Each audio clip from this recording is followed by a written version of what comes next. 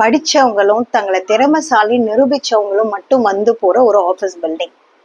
அங்கத்தையே ஒரு வாஷ்ரூம்ல இந்த சம்பவம் என் மனசை ரொம்ப ஆழமா பாதிச்சது. ஒரு பர்சன் ஒரு வாஷ்ரூம் டோரை திறந்து உள்ள போயிட்டு வெளியில வராங்க. அதை பார்த்த உடனே அவங்க முகம் சுளிச்ச விதத்திலேயே நம்மளால கொஞ்சம் யூகிக்க முடியும் அந்த வாஷ்ரூம் எப்படி இருந்திருக்கும்ட்டு. அவங்க வந்த வேகத்துல உடனே அங்க இருக்கிற ஹவுஸ் கீப்பிங் லேடி உள்ள போறாங்க. என்ன ஆச்சுன்னு தெரியல, நம்ம கிளீன் பண்ணலான்ட்டு. அண்ட் அதை பார்த்த உடனே அவங்க சொன்ன முதல் வார்த்தை என்ன தெரியுமா?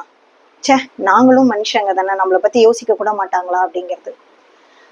இந்த வார்த்தை என்னை ரொம்பவே பாதிக்க அடைய செஞ்சது.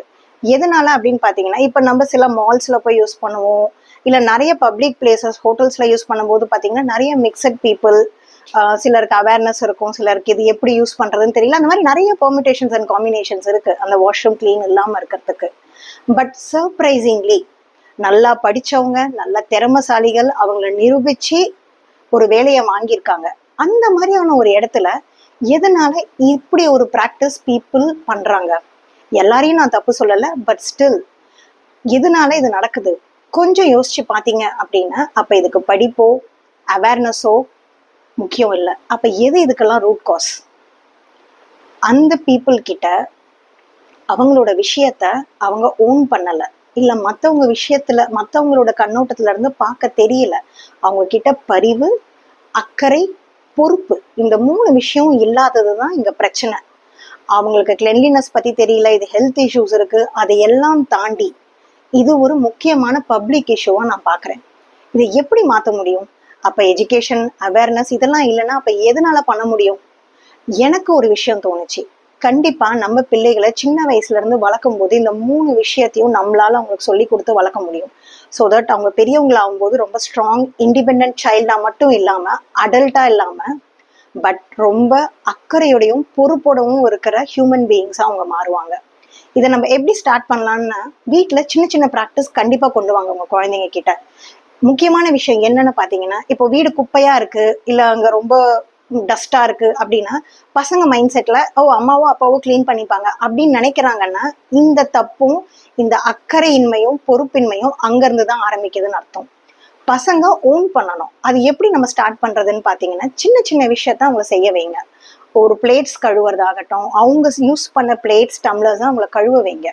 அண்ட் ரொம்ப முக்கியமா ஹெல்பர்ஸையும் ஒர்க்கர்ஸையும் நம்ம ரொம்ப மரியாதையோட நடத்தணும். அது அவங்களுக்கு புரியணும். அவங்க கண்ணு முன்னாடி அவங்கள ரொம்ப ரெஸ்பெக்ட்ஃபுல்லா நம்ம ட்ரீட் பண்ணணும்.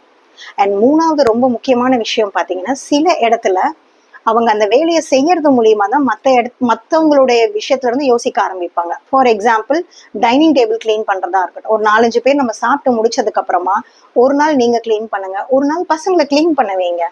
அப்பதான் நம்ம சாப்பிடும்போது இந்த மாதிரி மெஸ்ஸியா இருக்கிற இடத்த கிளீன் பண்றது எவ்வளவு பெரிய சேலஞ்சிங்கான விஷயம் அப்படிங்கறது அவங்களுக்கு புரிய வரும். நம்ம எவ்வளவுதான் தியரி கிளாஸ் எடுத்தாலும் இது நடக்காது.